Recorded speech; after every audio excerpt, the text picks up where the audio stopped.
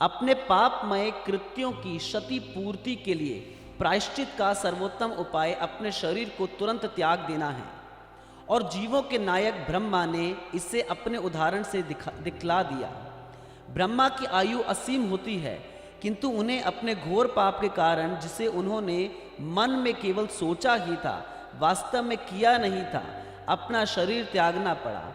यह जीवों के लिए शिक्षा है, जो यह दिखाती है कि अनियंत्रित यौन जीवन में संलग्न होना कितना पापपूर्ण कृत्य है।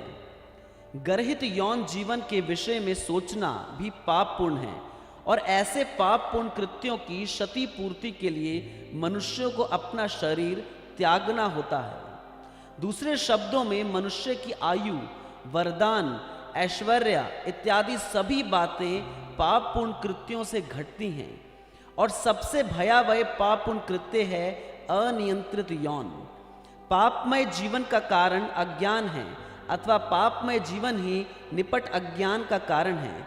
अज्ञान की विशेषता अंधकार या कोहरे अब भी सारे ब्रह्मांड को आच्छादित किए हैं, और सूर्य एकमात्र उसका प्रतिकार है। जो व्यक्ति नित्य प्रकाश रूप भगवान की शरण ग्रहण करता है, उसे कोहरे या अज्ञान के अंधकार में विलोप होने का भय नहीं रहता।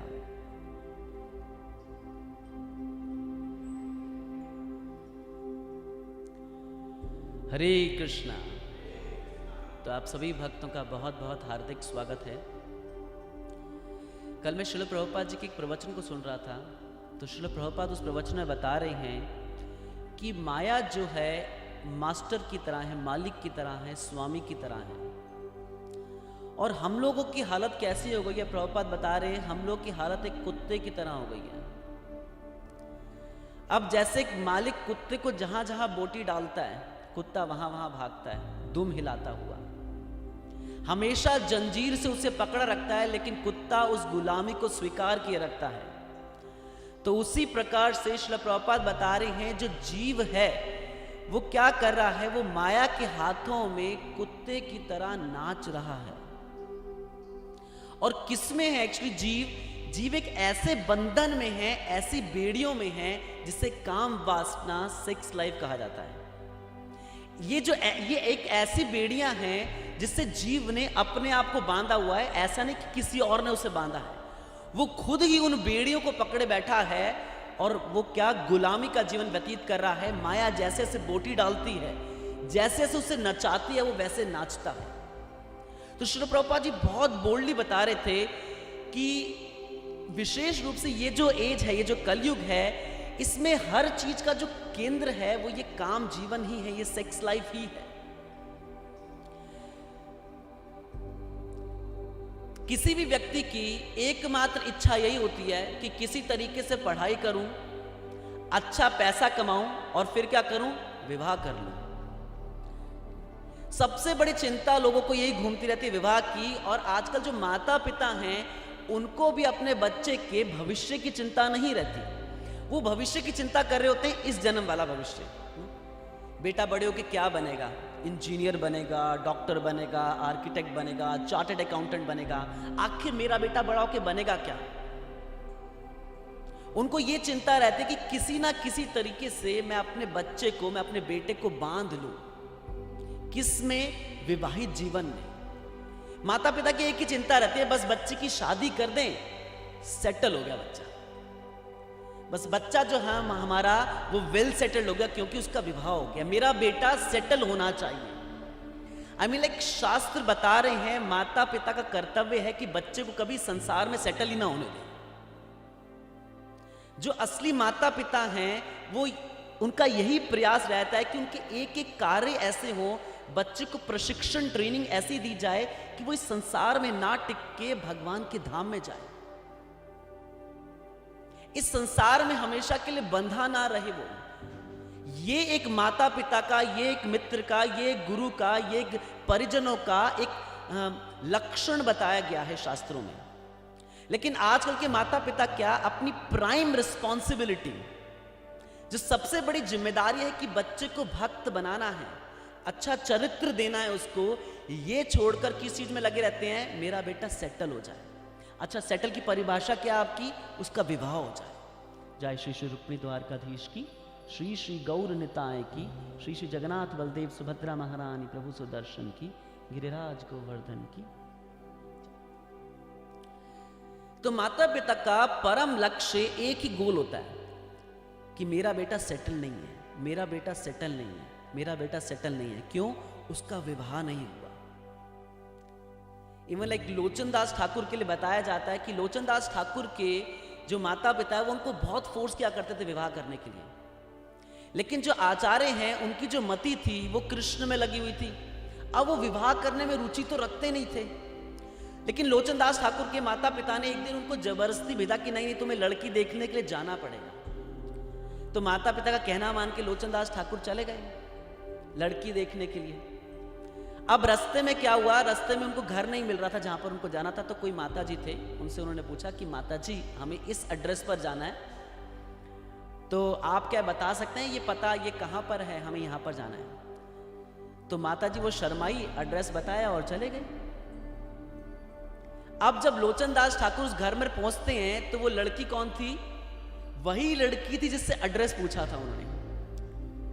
तो लोचन दास ठाकुर के सामने जब वो लड़की आई तो लोचन दास ठाकुर कह रहे हैं, देखो मैं तो आपको माता जी एड्रेस कर चुका हूं, अब तो कुछ नहीं हो सकता। इवन लाइक रघुनाथ दास गोस्वामी, नरोत्तम दास ठाकुर, इनके माता पिता ने जबरदस्ती इन्हें बांधा है, बांध कर विवाह किया कि बच्चा सेटल हो जाए किस तरीके से। और आज भी यही देखा जाता है, जब बच्चा भक्ति करने लगता है तो माता पिता कहते हैं नहीं, मेरा बेटा सेटल होना चाहिए।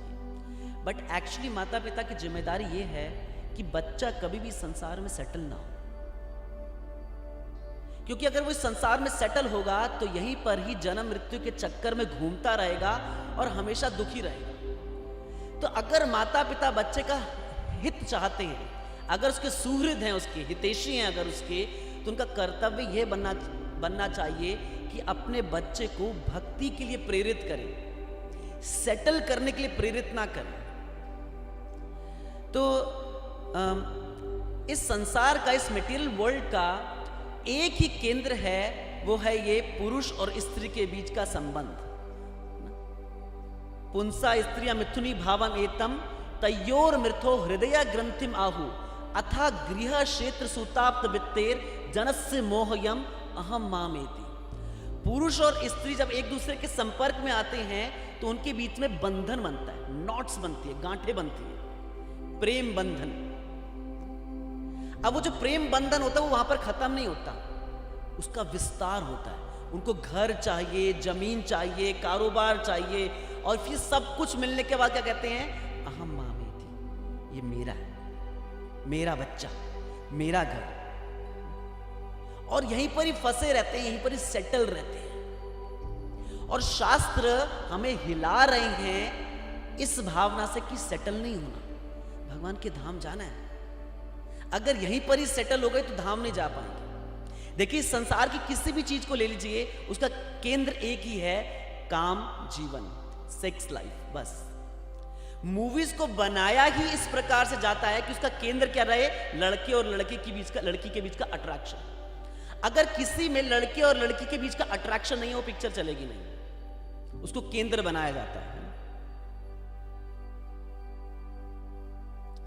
जितने भी सॉन्ग्स होते हैं वो सॉन्ग्स का केंद्र ऐसा बनाया जाता है कि लड़का लड़की के लिए प्रेम में पागल है, लड़की लड़के के प्रेम में पागल है। तुझे ना देखूं तो चैन, उसको चैन नहीं आता, कहता है आज सुबह सुबह तुम्हारा मुंह देख लिया, पूरा दिन आज खराब जा रहा है। जितने दिन है वो ऐसे ही बनाए जा रहे हैं, Valentine Day, chocolate day, rose day, propose day. तो ये सारे Valentine Day, chocolate day, propose day वो बना तो लेते हैं, फिर बाद में वो विवाह के बाद कहता है चल सोने दे, जीने दे। क्योंकि क्या करे बेचारा, वो जो जिसको वो आनंद मान के बैठा था, एक्चुअली वो हैप्पीनेस तो थी नहीं, लेकिन उसने क्या, उसको हैप्पीनेस मान लिया उसने। जितने बिलबोर्ड्स हम देखते हैं उसका केंद्र क्या होता है? पुरुष को स्त्री के प्रति आकर्षित करना, स्त्री को पुरुष के प्रति आकर्षित करना।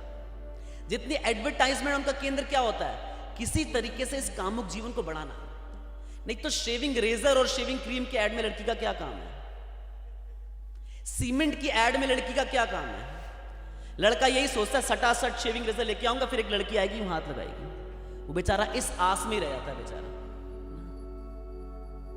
जस्ट इमेजिन करके देखिए, अजामिल ने सिर्फ एक दृश्य देखा था, सिर्फ एक दृश्य, एक पुरुष और स्त्री को जंगल में संबंध बनाते हुए देखा था, सिर्फ एक दृश्य देखा था सिर्फ, और अजामिल की ये हालत हो गई थी। और अभी हम आजकल संसार में देखते हैं हर तरफ अजामिल ही घूम रहे हैं, हर तरफ ऐसे लोग घूम रहे हैं। आप मेट्रो में चले जाइए, आप रोड पर चले जाइए, लोग कहते हैं ये लीगल है। आप मेट्रो में कीर्तन कीजिए। एक बार हम गए मेट्रो में तो मृदंग पकड़ा हुआ था हाथ में, पता नहीं क्या होने लगा, बजाना शुरू कर दिया तो अनाउंसमेंट शुरू हो गई उसके अंदर से। तो हमारे भक्त भी थोड़े ढीठ थे, बजाते गए, कीर्तन करते गए, पता तो था अब रुकना तो है ही। कीर्तन करते जा रहे हैं तो 3-4 पुलिस वाले आ गए, भक्तों को पकड़ के नीचे उतार दिया, क्योंकि ये गैर कानूनी है। भगवान का नाम लेना गैर कानूनी है। कानूनी क्या है? पुरुष और स्त्री के बीच का खुला संबंध होना, चाहे वो कोई भी प्लेस क्यों नहीं है, पब्लिक प्लेस भी क्यों नहीं, ये कानूनी है। क्योंकि ये क्या बनता जा रहा है? ये केंद्र बनता जा रहा है सबका। जो ड्रेसिंग सेंस है, ड्रेसिंग स्टाइल है, उसका पर्पस क्या होता है? पुरुष ऐसे कपड़े पहनता है कि लड़की को अट्रैक्ट कर सके, लड़कियां ऐसे कपड़े पहनती कि पुरुषों को अट्रैक्ट कर सके, क्योंकि उनको लगता है ये जो भावनाएं हैं ये उनको खुशी देगी। एक्चुअली ये काम भावना जो है, काम वासना जो है, ये एक बुखार की तरह है। अगर इसका टाइमली ट्रीटमेंट ना किया जाए इस बुखार का, तो फिर क्या होगा? वो व्यक्ति, उसका टेम्परेचर बढ़ता जाएगा और वो मर जाएगा। और इसका इलाज यही है कि हमें दवाई भी चाहिए और परहेज भी चाहिए। ये दोनों चीजें रिक्वायर्ड है, दवाई भी चाहिए और परहेज भी चाहिए। मतलब भगवान का नाम भी चाहिए और इन कामुक वासनाओं से हमें दूर भी रहना है, क्योंकि ये क्या करती है? ये कामुक वासनाएं हमें कमजोर बनाती है। It makes us weak. कैसे कमजोर बनाती है? हमें शरीर से कमजोर बनाती है। जो व्यक्ति रेगुलर बेसिस पे इन काम वासनाओं में इन्वॉल्व रहता है या इन्वॉल्व भी रहता है, वो फिजिकली वीक हो जाता है, मेंटली वीक हो जाता है, स्पिरिचुअली वीक हो जाता है। ये कामुक वासनाएं कमजोर बनाती है। पहले जमानों में लोग डॉक्टर के पास जाते थे, अगर उसको प्रॉब्लम होती थी, उसके अंदर 2 लस्टी डिजायर्स होती थी, तो लोग डॉक्टर के पास जाते थे ट्रीटमेंट के लिए कि क्या करें, हमें क्या करना चाहिए। वैद्य के पास जाते थे, आयुर्वेदिक दवाइयां लेते थे। आजकल जो परिस्थितियां उल्टी हो गई हैं बिल्कुल। बड़े बड़े बिल्ड बोर्ड पे लगा होता है, डॉक्टर की फोटो बनी होती है, उसने हाथ में स्टेथोस्कोप लिया होता है, लिखा होता है सेक्स समस्याएं सुलझाएं। क्यों? क्योंकि इस चीज के लिए प्रेरित किया जा रहा है सबको, क्योंकि इसमें क्या है, खूंटी अटका के बैठे, उनको लगता है कि इसमें आनंद है, ये आनंद है, दिस इज हैप्पीनेस। और इसको हैप्पीनेस एडवर्टाइज किया जाता है, ये खुशी है, ये खुशी है, ये खुशी है। हर तरफ मूवी व्यक्ति देखता है, उसमें दिखाया था ये खुशी है। लड़का लड़की के साथ मिला, उसने उसको गले लगाया, है ना, उन्होंने एक दूसरे का हाथ पकड़ा, ये खुशी है। लड़के लड़की ने एक दूसरे को चूमा, ये खुशी है। वो मिलके नाच रहे हैं साथ में, ये खुशी है। वो गा रहे हैं साथ में, खुशी है। एडवर्टाइज ही ऐसा किया जा रहा है कि क्या दिखा रहे हैं? ये भक्ति भक्ति में खुशी नहीं है, भगवान के नाम में खुशी नहीं है, दर्शन करने में भगवान की खुशी नहीं है। खुशी किस में है? जब एक पुरुष एक स्त्री के साथ होगा तो इसमें खुशी है। सब चीजें ऐसे ही एडवर्टाइज की जा रही हैं, दिस इज हैप्पीनेस। और जब व्यक्ति इसे देखता है तो पागल होता है, कहता है हाँ यार, सब लोग कह रहे हैं, गलत थोड़ी कह रहे होंगे, इसमें कुछ तो सच होगा, इसी में ही खुशी है, मुझे इसके पीछे भागना है। फिर क्या होता है? अंधा भागता है, अंधा। क्योंकि ये काम वासनाएं क्या करती हैं? ये डिसीजन मेकिंग टेंडेंसी को वीक कर देती है, कमजोर बनाती है। व्यक्ति सही निर्णय नहीं ले पाता कि उसकी लाइफ के लिए अच्छा क्या है और उसकी लाइफ के लिए बुरा क्या है। ये काम वासना व्यक्ति को इतना मेंटली, इतना इंटेलेक्चुअली वीक बना देती है। सबसे पहले तो वो ब्लाइंड हो जाता है, अंधा। आप कहेंगे मतलब अंधा कैसे हो जाता है? मतलब हमने तो कोई देखा नहीं लड़का लड़की साथ में घूम रहे हो, अंधे हो। अंधा कैसे हो जाता है? क्योंकि उसके अंदर शर्म खत्म हो जाती है, किसके सामने है, क्या है, उनके अंदर शर्म खत्म हो जाती है। मतलब हम शास्त्रों में पढ़ते हैं कि नल कुबेर और मणिग्रीव जब कुछ अप्सराओं के साथ विहार कर रहे थे तो उस समय नारद मुनि आते हैं। तो नारद मुनि जैसे साधु को जब देखती हैं वो स्त्रियां, तो क्या होती हैं? अपने आप पीछे हट जाती हैं। एक शर्म है कि कोई भक्त आसपास खड़ा है, कोई साधु खड़ा है, बड़े खड़े हैं आसपास, मेरे माता पिता हैं आसपास। नहीं, ये शर्म क्या होती है? खत्म हो जाती है, इसलिए व्यक्ति अंधा हो जाता है। दूसरा क्या है? सरेंडर। काम वासना को समर्पित कर बैठता है। वो उसको क्या लगता है कि यही सब कुछ है। मतलब अगर मेरे मन में एक वेग आया है कि मुझे इसको तृप्त करना है, तो इसका मतलब मुझे इसे तृप्त करना है, क्योंकि जब तक इसे तृप्त नहीं करूंगा भावना को, मैं दुखी रहूंगा। इसलिए मुझे इसे तृप्त करना है, तृप्त करना है, तृप्त करना है। ये चलता रहता है उसके अंदर। इतना पागल हो जाता है व्यक्ति, टोटली शेमलेस। वो जानता भी है कि इसका परिणाम क्या है, वो जानता है इसका परिणाम यह है कि उसको बाद में भुगतना पड़ेगा, फिर भी क्या होता है, टोटली शेमलेस, बेशरम हो जाता है। क्योंकि ये काम वासना का जब वेग आता है, ये प्रेशर आता है, ये तूफान आता है काम वासना का, वो इस तूफान को बर्दाश्त नहीं कर पाता, इस तूफान में बह जाता है। और ये हम देखते हैं, जैसे बीलमंगल ठाकुर की कथा में देखते हैं हम लोग कि किस प्रकार से जो तूफान चल रहा था बाहर, जिस प्रकार की बारिश हो रही थी, जिस प्रकार से बाढ़ आई हुई थी, कुछ नहीं पता लग रहा था जमीन कहां है, नदी कहां है। लेकिन वो काम वासना से इतना पागल था, एक लाश को लकड़ी का टुकड़ा समझ के उसके सहारे तैरता हुआ नदी पार कर ली उसने। जाकर चिंतामणि वैश्या के दरवाजे को खटखटा रहा है, लेकिन शोर इतना है तूफान का, कुछ सुनाई नहीं दे रहा। तो क्या करता है, देखता है खिड़की खुली है और खिड़की पे एक रस्सी टंगी है, उस रस्सी के सहारे ऊपर चढ़ता है। लेकिन वो रस्सी नहीं थी, वो सांप था। इतना अंधा हो चुका है, लाश को लाश नहीं समझ पा रहा, सांप को रस्सी समझ पा रहा है। और जैसे ही कूदता है अंदर बेशर्मों की तरह, वो वैश्या, चिंतामणि वैश्या क्या कहती है कि इतना प्रयास अगर आपने भगवान को पाने के लिए किया होता तो आज आपको भगवान मिल गए होते। तो ये जो काम है, ये क्या करता है, ब्लाइंड कर देता है, अंधा कर देता है। तो इसलिए इस तूफान में बहना नहीं होता, इसको रोकना होता है। हम इस तूफान में बह जाते हैं, हम सोचते हैं कि नहीं नहीं, मन में एक बार इच्छा आई है। देखो आजकल के जो मोटिवेशनल स्पीकर हो गए या आजकल के रिलीजियस गुरु हो गए, वो भी यही चीज सिखाते हैं हमें कि अगर आपके अंदर ये भावना आ गई है तो आपको तृप्त करना है, क्योंकि जब तक आप तृप्त नहीं कर पाओगे ना, आप अनसेटल्ड रहोगे, मन घूमता रहेगा। एक बार इसे मुकाओ, खत्म करो इसको और फिर अपना काम करो। लेकिन क्या है, जितना आग में हम ईंधन डालते रहते हैं, डालते रहते हैं, डालते रहते हैं, ये अग्नि और बढ़ती है और बढ़ती है। हमें लगता है हम इसे शांत कर रहे हैं, अग्नि को तेल डाल डाल के बुझाने की कोशिश कर रहे हैं, लेकिन ये अग्नि और बढ़ती आ रही है और तेज तेज लपटें जल रही हैं। लेकिन वो व्यक्ति इतना अंधा है, उसे कुछ समझ नहीं आता। उसे लगता है कि एक बार मन में इच्छा आ गई बस। एक पुरुष अपने जीवन में कितनी स्त्रियों को देखता है, एक स्त्री अपने जीवन में कितने पुरुषों को देखती है, लेकिन फिर भी एक पुरुष जब किसी और स्त्री को देखता है तो उसको लगता है एक बार से निहार लो, मुझे आनंद मिल जाएगा, मुझे खुशी मिल जाएगी। एक स्त्री कितने पुरुषों को देख चुकी है, उसे लगता है कि एक बार इसे निहार लूं, मुझे खुशी मिल जाएगी। और यही चल रहा होता है। अगला जब लड़का आता है, अगली जब लड़की आती है, तब भी यही भावना होती है, एक बार इसे निहार लूं, एक बार इसे देख लूं, आगे से इतनी सुंदर है, पीछे से सुंदर है नहीं है। इसी भावना में वो डूबा रहता है। श्रील रूप गोस्वामी कह रहे हैं, वाचो वेगम मनसा क्रोध वेगम जिभा वेगम उदरोपस्थ वेगम एतान वेगान यो विषेत धीरा सर्वाम अपी माम पृथ्वीम सशिष्यात्। ये सब वेग हैं, तूफान है ये सब। अगर पानी के बहाव पे डैम को खोल दिया जाए तो कई गांव नष्ट हो जाएंगे। उसी प्रकार से ये जो वेग आता है, जब हम इस वेग के आते ही अपने डैम को खोल देते हैं और सरेंडर कर देते हैं इसे, इस भावना को सरेंडर कर देते हैं कि मेरे अंदर ये कामुक वासनाएं आई हैं, मुझे इसे तृप्त करना ही है। तो फिर वो तृप्त करने से क्या होता है, जितना भी हमारा भक्ति का कार्य हमने आज तक किया है वो सब इसमें बह जाता है, सब रुंध जाता है, एकदम कोई इंटेलिजेंस नहीं बचती।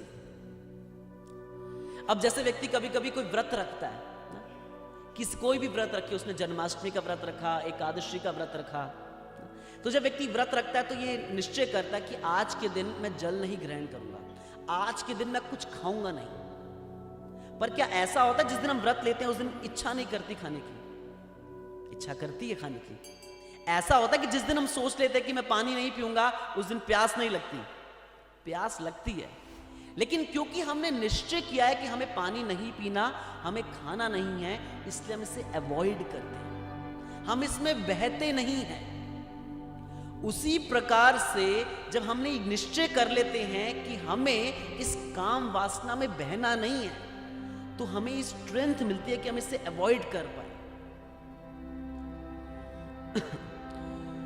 तो जैसा मैंने बताया कि इस संसार में जितनी भी चीजें हैं वो एक ही केंद्र पे चल रही हैं, वो है पुरुष और स्त्री के बीच का आकर्षण।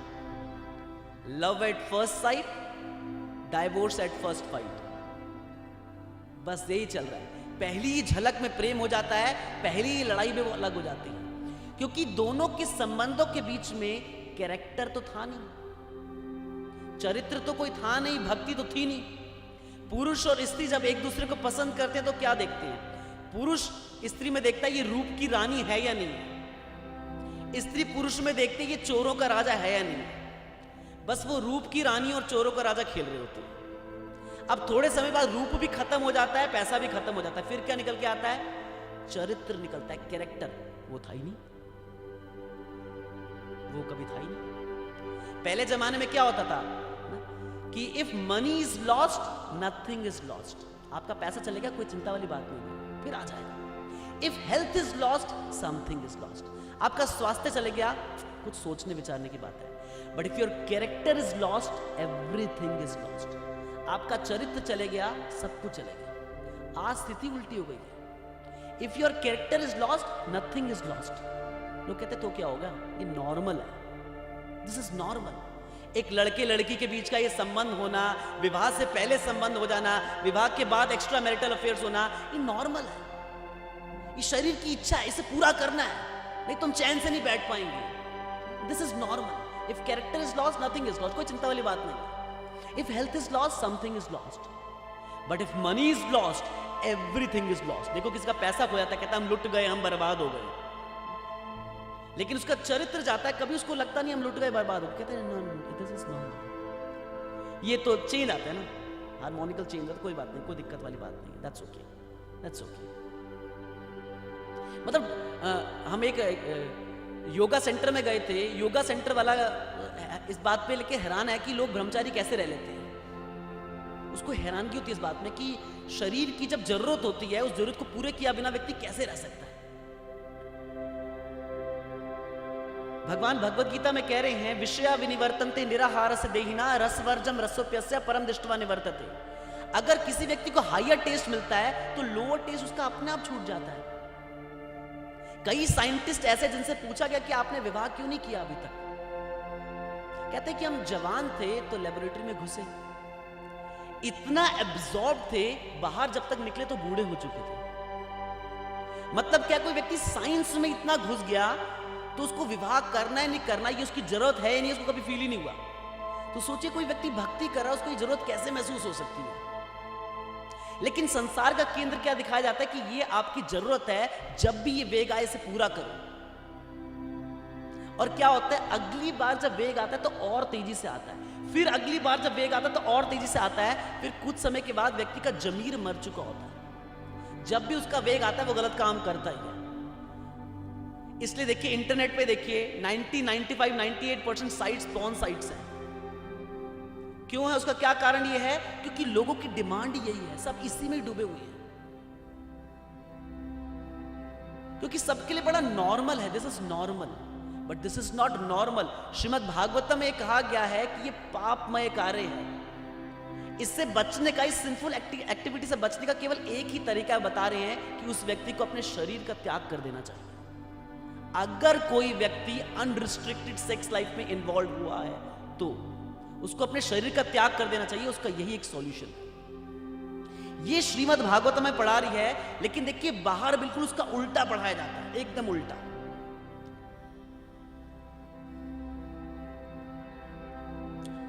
तो कभी कभी कुछ लोग कहते हैं कि जो कामुक इच्छाएं हैं ये स्त्री के शरीर में है ना, या फिर अगर दूसरी तरीके से समझें तो ये कामुक इच्छाएं पुरुष के शरीर में है, लेकिन ये बॉडी ओरिएंटेड नहीं है। ये सारी इच्छाएं मन के अंदर होती हैं। क्योंकि देखिए वही लड़की है, अगर कोई बच्चा छूता है उस लड़की को तो वो सोचता है मेरी माँ है, उसको कुछ फर्क नहीं पड़ता। कोई बूढ़ा छूता है तो आशीर्वाद देता है, उसको कोई फर्क नहीं पड़ता। लेकिन अगर कोई यंग व्यक्ति देखता है तो वो भोगने की भावना से देखता है। तो प्रॉब्लम किस में है?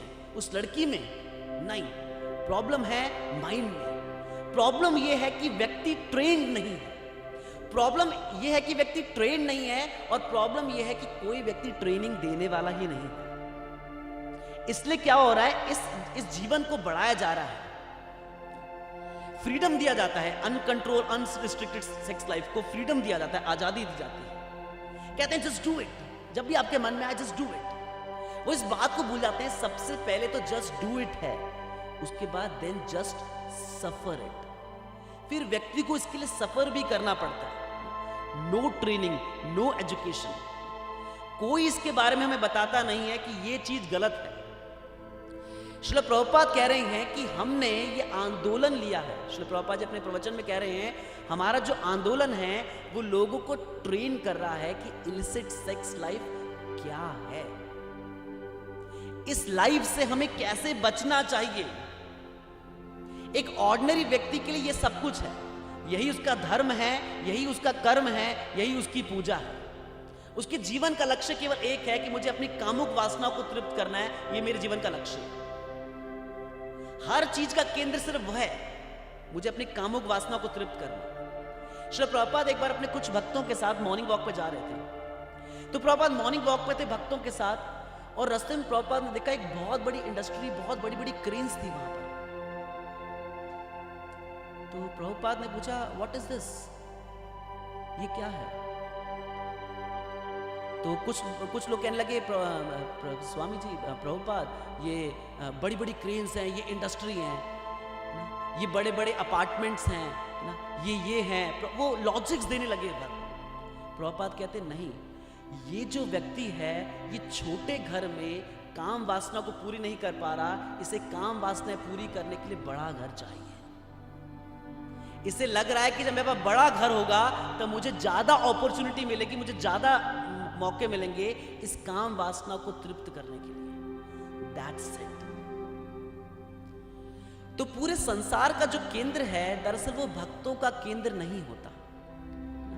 श्रील प्रभुपाद जी ने ये आंदोलन बनाया है ट्रेनिंग देने के लिए लोगों को कि ये अनरिस्ट्रिक्टेड जो सेक्स लाइफ है और ये जो इलिसिट सेक्स लाइफ है इससे कैसे व्यक्ति दूर रह सकता है।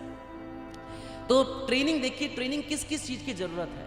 सबसे पहली ट्रेनिंग जो प्रभुपाद बता रहे हैं इसमें, सबसे पहली ट्रेनिंग देने की आवश्यकता यह है कि इलिसिट सेक्स लाइफ होती क्या है, क्या है ये अवैध जीवन, क्या है ये। इसे बनाने के लिए प्रभुपाद जी ने क्या दिया है, 4 रेगुलेटिव प्रिंसिपल्स दिए हैं। No illicit sex. लेकिन आजकल लोगों का कोई स्टैंडर्ड नहीं रहा, कोई स्टैंडर्ड नहीं है। एक्स्ट्रा मैरिटल अफेयर्स भी लोगों को नॉर्मल रखते हैं। क्यों लगते हैं एक्स्ट्रा मैरिटल अफेयर्स नॉर्मल? क्योंकि लड़के को पता होता है मेरा है और लड़की को पता होता है मेरा भी तो है, इससे दोनों को लगता है दिस इज नॉर्मल, ये बिल्कुल एकदम ठीक है, ये गलत नहीं है। तो ये जो है, ये जो कंट्रोल है ये बहुत जरूरी है। यस। सेकंड जो ट्रेनिंग की आवश्यकता है सभी को, वो ट्रेनिंग की आवश्यकता ये है कि there is no happiness in it. ये प्रशिक्षण देना बहुत जरूरी है क्योंकि सभी ने ये मान लिया है कि जो कामुक जीवन है, ये जो लस्टफुल लाइफ है, इसके अंदर खुशी है। हमारे आचार्य बता रहे हैं असत्य सत्य करी मानी। क्या है, हमने असत्य चीज को सत्य मान लिया है, उसमें सुख है नहीं, लेकिन हम क्या मान के बैठ गए कि इसके अंदर हैप्पीनेस है, ये खुशी से भरा हुआ है। कामुक जीवन की जो खुशी है वो पता कैसी खुशी है, जैसे रेगिस्तान में कोई व्यक्ति प्यास से मरा जा रहा है, उसका गला पूरा सूख रहा है, वो बोल भी नहीं पा रहा, वो चल भी नहीं पा रहा, सांस नहीं ले पा रहा, उसका गला इतना सूख गया है।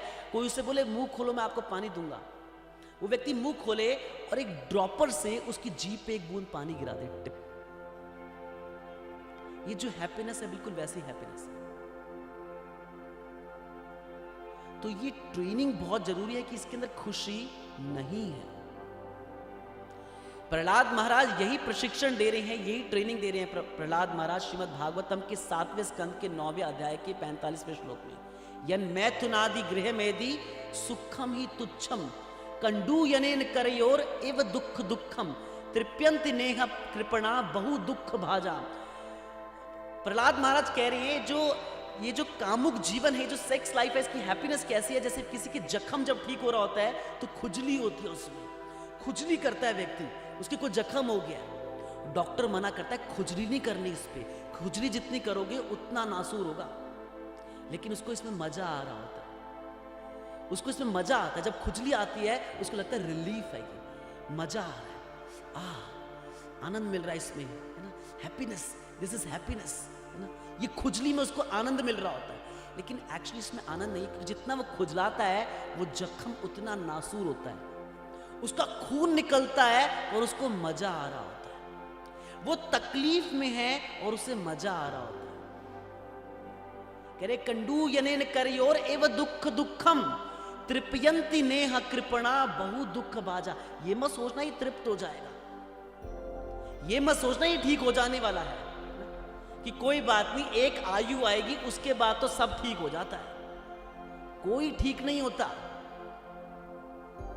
बहु दुख बाजा। क्योंकि क्या होता है, व्यक्ति का मन बड़ा जवान रहता है, हमेशा यंग रहता है, शरीर बूढ़ा हो जाता है, शरीर के अंदर शक्ति नहीं होती, क्षमता नहीं होती कि इन कामों की इच्छाओं को पूरा कर सके, लेकिन मन में इच्छाएं भरी होती हैं। इसलिए वो व्यक्ति चिल्लाता है अपने परिजनों पर, अपने रिश्तेदारों पर, अपने मित्रों पर। इसलिए कभी कभी कहते हैं वो सठिया गया है, क्योंकि मन इतना स्ट्रांग है, उसके अंदर कामों की इच्छाएं भरी हुई है, वो पूर्ति करना चाहता है, लेकिन शरीर साथ नहीं दे रहा उसका। दुखी है वो इससे, क्योंकि उसने क्या किया है, जलती हुई आग में ईंधन डालता गया, ईंधन डालता गया, इसको बुझाऊंगा, है ना, संभोग से समाधि तक, है ना, इसको बुझाने की कोशिश कर रहा है वो, लेकिन ये बुझता नहीं है, ये और बढ़ता है। और इसकी बढ़ने से कौन जल रहा है, हम जलते हैं। कब तक जलते हैं, बार बार जलते हैं, बार बार जलते हैं, बार बार जलते हैं।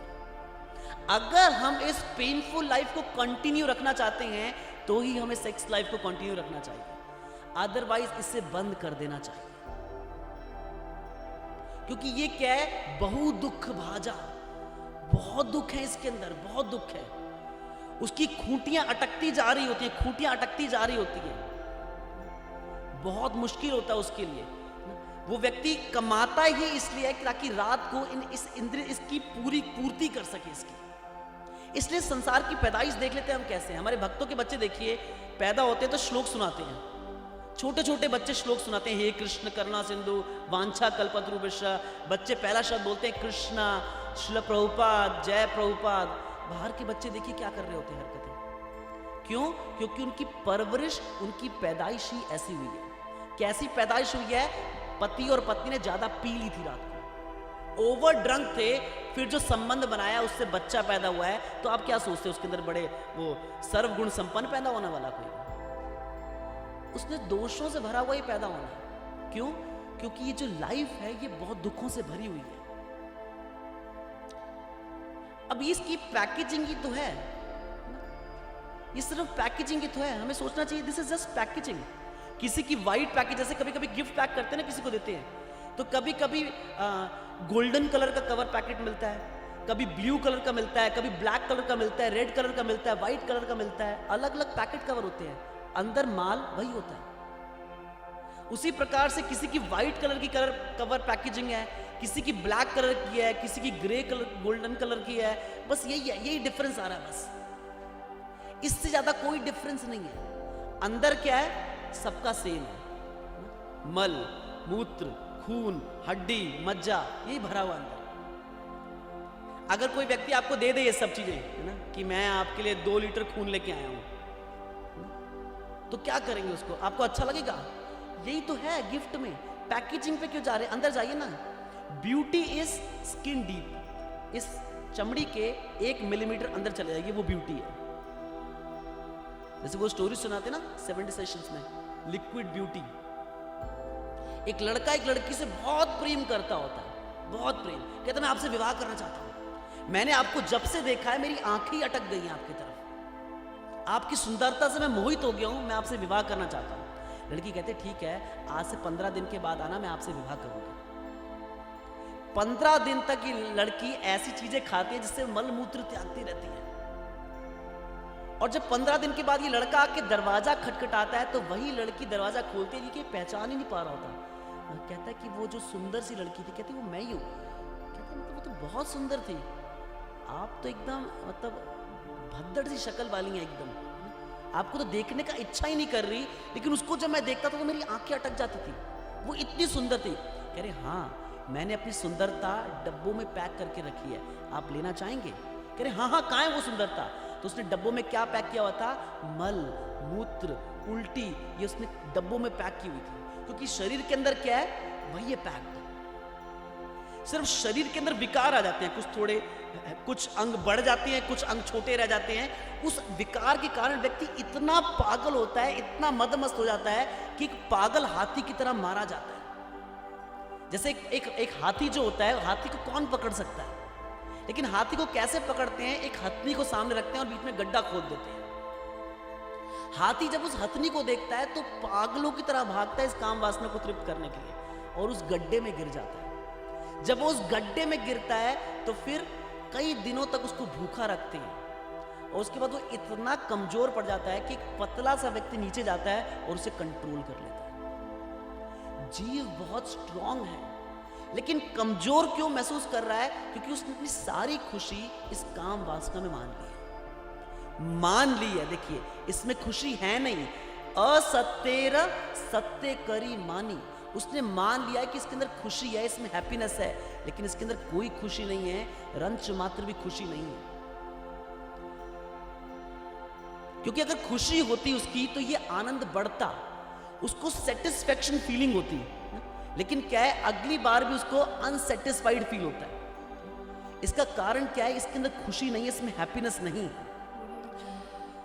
तो पहला कारण हमने बताया कि ट्रेनिंग किस चीज की आवश्यकता है। पहली ट्रेनिंग आवश्यकता इस चीज की है कि इलिसिट सेक्स लाइफ है क्या। कोई नहीं बता रहा, ना डॉक्टर्स बताते हैं आजकल, ना जितने रिलीजियस गुरुज हैं वो बताते हैं कि इलिसिट सेक्स लाइफ होती क्या है।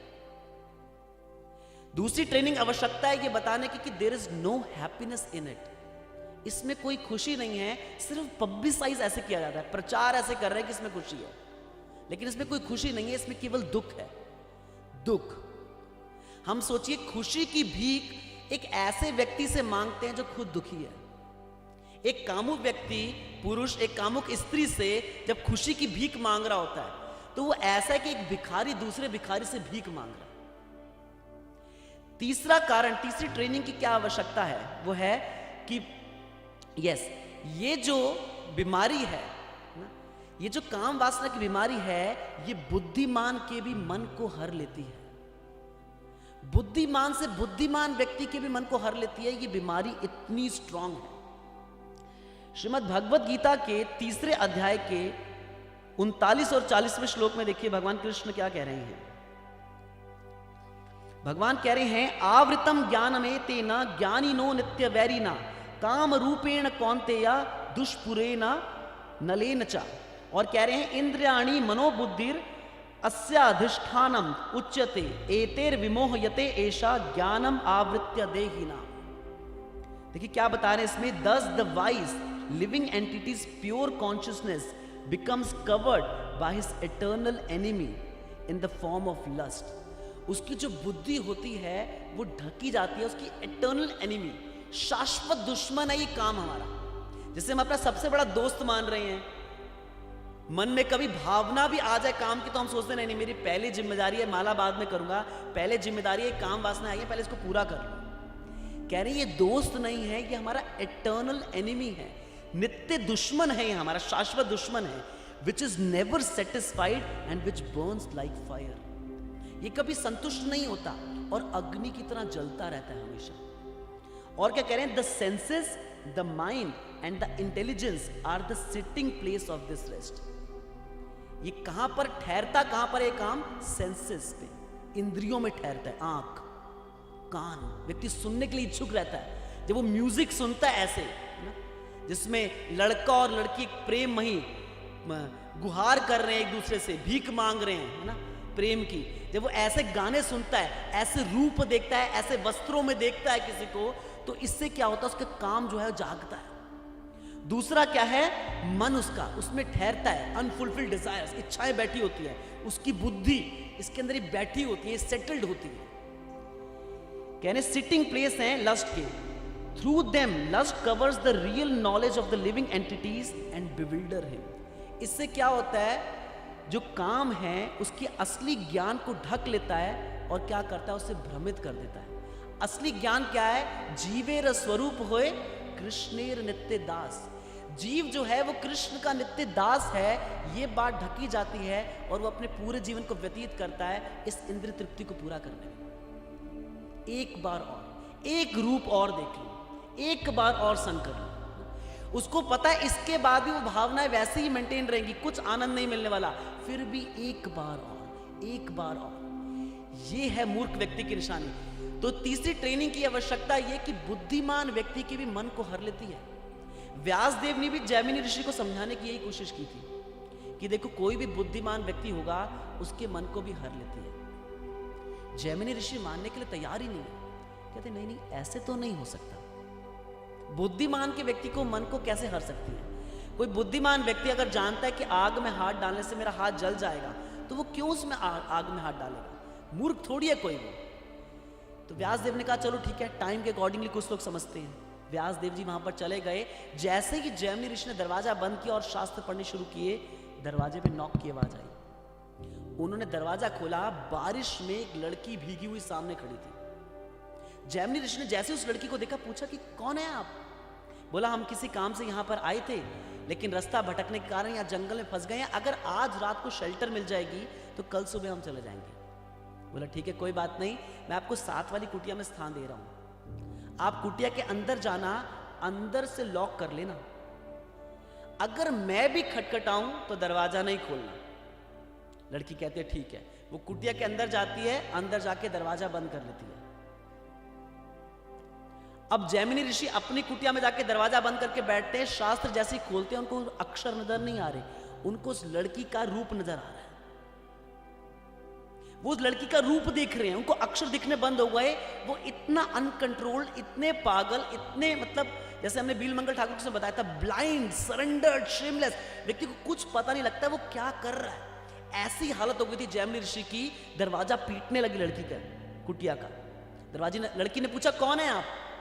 कह रहे मैं जैमिनी ऋषि हूं, मैंने आपको रहने का स्थान दिया, दरवाजा खोलो। कह रही नहीं, आपकी आवाज से कुछ गड़बड़ लग रही है, मैं दरवाजा नहीं खोलूंगी।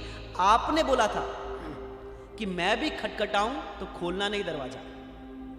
जैमिनी ऋषि इतने पागल हो गए कि कुटिया के छत पे चढ़े, भूसे वाली कुटिया थी, उसको तोड़ा और ऊपर से नीचे कूदे। वो लड़की भागी। जैमिनी ऋषि पीछे पीछे भागते जा रहे हैं, लड़की भागती जा रही है, जैमिनी ऋषि पीछे पीछे भागते जा रहे हैं। और भागते भागते जैमिनी ऋषि ने लड़की का हाथ पकड़ा और उसको अपनी तरफ खींचा। जैसे ही खींचा अपनी तरफ, व्यासदेव जी थे। व्यासदेव जी ने पूछा क्यों? बुद्धिमान व्यक्ति के मन को हर लेती नहीं हर लेती? कह रहे हाँ हर लेती है। तो ये ट्रेनिंग बहुत आवश्यक है कि हम कोई भी क्यों ना हो, बुद्धिमान से बुद्धिमान व्यक्ति क्यों ना हो, हम सब जानते क्यों ना हो, फिर भी ये हमारे मन को हर लेगी। तो इसलिए बहुत सावधानी आवश्यक है, चाहे वो व्यक्ति कोई भी क्यों ना हो। हम देखते हैं जैमिनी ऋषि, शौबरी मुनि, कई देवी देवता इसमें फंस गए, इसमें बंध गए, क्योंकि जितना मर्जी बुद्धिमान क्यों ना हो वो इसमें फंसेगा अगर सावधान नहीं है तो। जो ब्रह्मचारी हैं उनके लिए बहुत आवश्यक है इसे ध्यान रखना, लेकिन जो गृहस्थ है वो भी लापरवाह नहीं हो सकते। कई बार गृहस्थ भक्तों को ऐसा लगता है कि नहीं नहीं हमें तो आजादी है बिकॉज वी आर मैरिड, है ना? नहीं नहीं, एक गृहस्थ भक्त के लिए भी अपनी पत्नी के अलावा बाकी सब माताएं हैं। अपनी पत्नी के अलावा बाकी सबसे उसको उतनी ही सावधानी से बात करनी चाहिए, क्योंकि वो भी फंस सकता है। और ऐसा नहीं है पहली बार ऐसा हुआ है, पास्ट में कई ऐसे लोग हैं जो लापरवाही के कारण फंसे हैं, चाहे वो ब्रह्मचारी क्यों ना हो, चाहे वो गृहस्थ क्यों ना हो। इसलिए बहुत ही जरूरी है, क्योंकि बुद्धिमान व्यक्ति के मन को भी हर लेती है। सारे श्लोक याद होंगे, सारी फिलॉसफियां याद होंगी, सारे उदाहरण याद होंगे, वो सब धरा का धरा रह जाएगा, व्यक्ति अंधा हो जाएगा, ब्लाइंडेड, टोटली ब्लाइंडेड। और चौथा चीज, जो चौथी ट्रेनिंग, पहली ट्रेनिंग हमने बताया कि रिस्ट्रिक्टेड और अनरिस्ट्रिक्टेड सेक्स लाइफ क्या है ना, इलिसिट सेक्स क्या है, ये ट्रेनिंग बहुत जरूरी है देनी। सेकंड चीज की इसमें हैप्पीनेस, इसमें खुशी नहीं है। तीसरी चीज की बुद्धिमान व्यक्ति के मन को भी हर लेती है काम वासना। और चौथी ट्रेनिंग आवश्यक है कि इससे बाहर भी निकलना है, सेटल नहीं होना कि हम सोचे कि नहीं नहीं अब तो यही सब कुछ है हमारे लिए, अब तो हम सेटल हो जाएंगे इसमें, हम गृहस्थ जीवन में आ गए। नहीं नहीं, ब्रह्मचारी, गृहस्थ, वानप्रस्थ, सन्यास, सेटल नहीं होना इसमें। इसलिए चैतन्य महाप्रभु क्या कह के गए हैं, न धनम न जनम न सुंदरी, नहीं धन नहीं चाहिए, जन नहीं चाहिए, सुंदरी नहीं चाहिए इसमें। इसलिए ये 4 ट्रेनिंग जो हैं ये केवल इस संस्था में दी जाती है। बाकी संस्थाओं में, कई संस्थाओं में बताया जाता है कि आप भोगो, एक दिन ऐसा आएगा आप इंद्रिय भोग कर करके आपकी इंद्रियां कंट्रोल में आ जाएंगी, फिर आप भजन कर पाओगे। ऐसे कैसे हो सकता है? आप आग में घी डालते जाओ, आप आग में तेल डालते जाओ और आप सोचो उस तेल से वो बुझ जाएगी आग, ऐसा कैसे हो सकता है? उसकी लपटें और बढ़ेंगी, और वो लपटें इतनी बढ़ेंगी कि आपकी कई लाइफ टाइम्स खराब कर देंगे आगे। इसलिए रिस्क लेने का कोई चांस नहीं है। कभी रिस्क मत लीजिए, है ना? कभी माया पे ट्रस्ट मत कीजिए, क्योंकि एक बात याद रखिए कि माया हमेशा 24/7 रेडी रहती है। माया 24/7 हमेशा रेडी है हमें पकड़ने के लिए। हमें अपनी लाइफ में देखना है कि मैं 24/7 रेडी हूं या नहीं। मैं हमेशा सतर्क रहता हूं नहीं, क्योंकि सावधानी हटी दुर्घटना घटी, ये तो है ही पक्का, इसमें कोई संशय है ही नहीं। ध्यायतो विषयान पुंसा संगस्तेषु उपजायते, संगात संजायते कामा, कामात क्रोध अभिजायते। ध्यान जब व्यक्ति करता है, मेडिटेट्स। ऐसा नहीं कि किसी स्त्री ने पुरुष की तरफ देखा और पुरुष ने स्त्री की तरफ देखा तो उनके अंदर काम वासनाएं जाग गई, नहीं। व्हेन ही मेडिटेट्स, जब उस पर मनन करता है, कितनी सुंदर थी, कितना सुंदर था, तो ये वासनाएं जागती है उसके अंदर। इसलिए डिवोटीज को ये सिनेमा, सॉन्ग्स, ये सोशल मीडिया, जितने चाहे किसी भी प्रकार की छोटी क्लिप्स, वीडियोस, कुछ भी क्यों ना हो, इनको जीरो कर देना चाहिए। क्योंकि हम इनपुट लेते हैं इससे, हमें लगता है नहीं मैं तो नाचते हुए देख रहा हूँ लड़के लड़कियों को, मेरे को तो कुछ नहीं हो रहा है। हाँ, जब वीक मोमेंट में होगा ना तो रिप्ले होगा अंदर, सारे सीन्स याद आएंगे, सब एक कहानी, रील अलग चल रही होगी, तब सब कुछ जब याद आ रहा होगा तब फंसोगे। इसलिए सावधानी बहुत जरूरी है। देखिए जैसे सर्दी का मौसम है तो भक्त लोग देखिए कैसे कवर्ड है सब, और सब पूरे कवर्ड रहते हैं। जुराबे पहनेंगे, पजामी पहनेंगे, इनर बॉमर पहनेंगे, कैप पहनेंगे, अच्छे से ग्लव्स पहनेंगे, ग्लव्स नहीं पहने तो ऐसे हाथ यूं रखते हैं, है ना, क्योंकि ठंड कहीं से भी लग सकती है ना, कहीं से भी ठंड लग सकती है, इसलिए फुली कवर्ड होना बहुत जरूरी है। उसी प्रकार से ये जो माया है, जो काम वासना है, ये कहीं से भी अटैक कर सकती है, इसलिए बहुत केयरफुल रहना चाहिए। गुरु महाराज जी उदाहरण देते हैं कि जैसे स्टेशन पे व्यक्ति, कभी कोई आया है ना, और उसके पास सूटकेस है, तो सूटकेस जब वो रखता है नीचे तो उसको बहुत ध्यान देना पड़ता है, क्योंकि उसने अगर हल्का सा ध्यान पीछे किया तो सूटकेस क्या होगा, कोई लेके निकल जाएगा। उसी प्रकार से अगर हमने हल्की सी सावधानी हटाई, हल्का सा हमने इंद्रियों को, मन को ढीला छोड़ा, तो ये हमारी पूरी भक्ति को चौपट कर देगी, क्योंकि ये काम वासना का घर है। काम वासना बैठती है इसमें, सेटल होती है इसमें, इसलिए बहुत ही केयरफुल रहना जरूरी है इसके लिए। एक एग्जांपल से समझ सकते हैं कि जैसे कोई व्यक्ति कोई लॉन्ग ड्राइव पे गया है ना, मान लीजिए यहां से उसको 500 किलोमीटर ड्राइव करके जा रहा है, 490 किलोमीटर उसने बहुत केयरफुल ड्राइव किया, ऐसे देखते हो सतर्क। क्या आखिरी 10 किलोमीटर पे ढील छोड़ सकता है? उतना ही केयरफुल रहना पड़ेगा, उतना ही केयरफुल। उसी प्रकार से कोई जितना मर्जी पुराना क्यों ना हो, जितना मर्जी बड़ा क्यों ना हो, सतर्क कितना रहना पड़ेगा, उतना ही सतर्क रहना पड़ेगा, क्योंकि ये कहीं से भी अटैक कर देंगे। इसलिए इट इज वेरी इंपॉर्टेंट। भगवान कृष्ण भगवत गीता में, जैसे हमने बताया आपको पहले, कि अगर भगवान कृष्ण कह रहे हैं किसी व्यक्ति के पास अगर हायर टेस्ट है तो लोअर टेस्ट को त्यागना उसके लिए आसान हो जाता है, लेकिन अगर हायर टेस्ट नहीं है तो वो बार बार इसमें बहेगा। हमें केयरफुल रहना है, साथ ही क्या कर, केयरफुल क्या रहना है, कोई सिनेमा, कोई मूवीज नहीं, कोई टेलीविजन नहीं घर पे। अगर टेलीविजन आपका ऑन होता है तो हरे कृष्ण टीवी चलाइए उस पे बस। कोई मूवीज नहीं, कोई एपिसोड सीरियल्स नहीं, कोई यूट्यूब पे छोटी मूवीज नहीं, बड़ी मूवीज नहीं, प्रैंक मूवीज नहीं, कुछ नहीं देखनी, क्योंकि यहां से इनपुट मिल रहा है आपको, बहुत तेजी से गंदगी इकट्ठी हो रही है, इस चीज का ध्यान रखना। दूसरा, एक हायर टेस्ट होना चाहिए। ये हायर टेस्ट नहीं होगा तो मन लोअर टेस्ट में भागेगा बार बार। हायर टेस्ट होना, जैसे हरिदास ठाकुर के पास हायर टेस्ट था, हरि नाम, हरे कृष्णा कृष्णा कृष्णा हरे हरे, हरे राम राम राम राम हरे हरे। उनके पास हायर टेस्ट था, इसलिए लोअर टेस्ट आया उनके पास, है ना। लक्ष्य हीरा वैश्य आई, 3 दिन बैठी, माया देवी स्वयं आई, 3 दिन बैठी, लेकिन कोई इफेक्ट नहीं पड़ा। क्यों? क्योंकि हायर टेस्ट था, एब्जॉर्ब थे, पैक थे, माया का स्थान नहीं था अंदर घुसने का। इसलिए सुपर बिजी रहिए भक्ति के कार्यों में, इन सब चीजों को अवॉइड रखिए, हायर टेस्ट को पकड़ के रखिए। 4 कुमारों को ब्रह्मा जी ने बोला कि आप विवाह कर लीजिए, कहते नहीं, हमें तो दूरी रखिए, हम छोटे 5 साल के बच्चे ही रहेंगे, हम नहीं फंस सकते इसमें। बहुत जरूरी है इसमें। भगवत गीता के 16वें अध्याय में भगवान कृष्ण कह रहे हैं त्रिविधम नरखस्येदम द्वारम नाशनम आत्मनः कामः क्रोधस तथा लोभस तस्मात् एतत् त्रयम त्यजेत्। कह रहे हैं there are 3 gates leading to the hell. नरक के 3 रास्ते हैं जो नरक में लेके जा रहे हैं। कह रहे हैं काम, क्रोध और लोभ। क्या है 3? काम, क्रोध और लोभ। ये नरक के 3 रास्ते हैं। Every sane man should give these up for they lead to the degradation of the soul. हर बुद्धिमान व्यक्ति को इसे त्याग देना चाहिए, क्योंकि इससे क्या होता है, आत्मा का पतन हो रहा होता है। इसलिए इसको बहुत ध्यान रखना चाहिए। काम जब व्यक्ति पूरा करता है तो वो बढ़ता है उसका, और भावनाएं बढ़ती हैं, और पूरा नहीं होता तो क्रोध बढ़ता है उसका, लेकिन फंसा वो यहीं रहता है। इसलिए हायर टेस्ट जरूरी है। और हायर टेस्ट के लिए श्रीमद् भागवतम के पहले स्कंद के 2 अध्याय के 19वें श्लोक में शुत गोस्वामी नैमिषारण्य के साधुओं से देखिए क्या कह रहे हैं। कह रहे हैं तदा रजस तमो भावा काम लोभादयश्चये चेत एतेर अनाविद्यम स्थितम सत्वे प्रसीदति।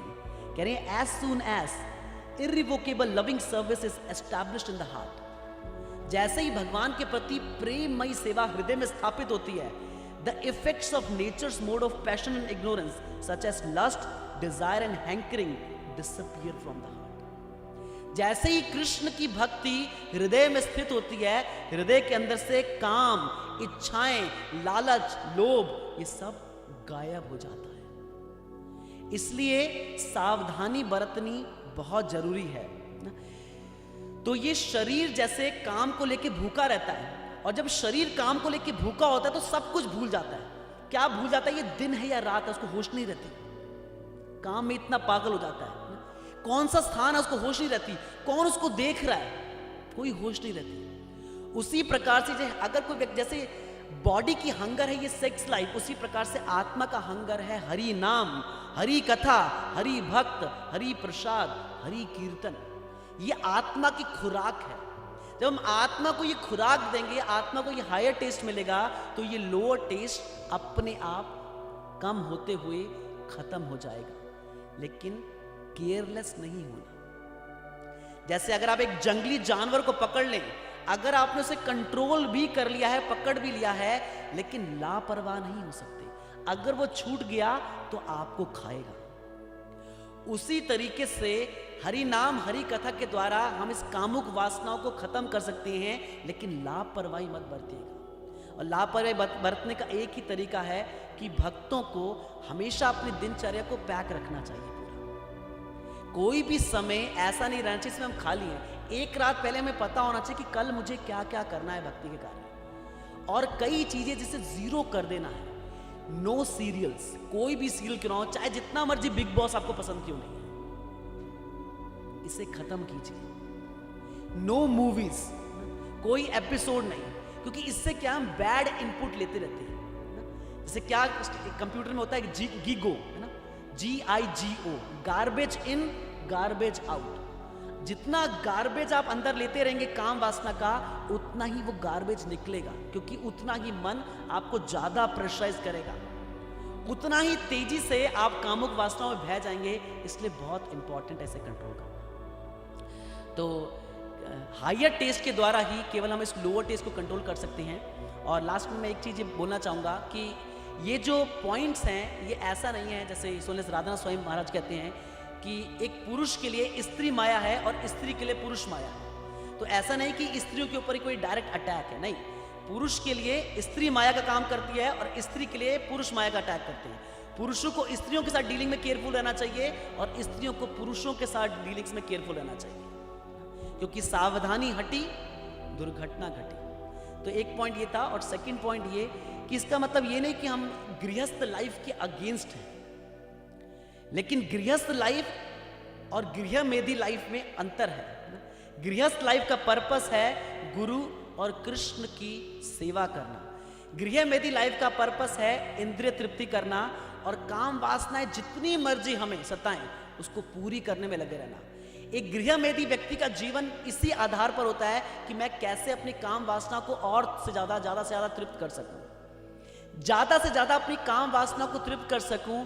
यह एक गृहमेधी व्यक्ति का लक्षण होता है। लेकिन गृहस्थ भक्त का यह लक्षण है कि वो हमेशा गुरु और कृष्ण की प्रसन्नता के लिए जीता है। So we are not against grihastha life.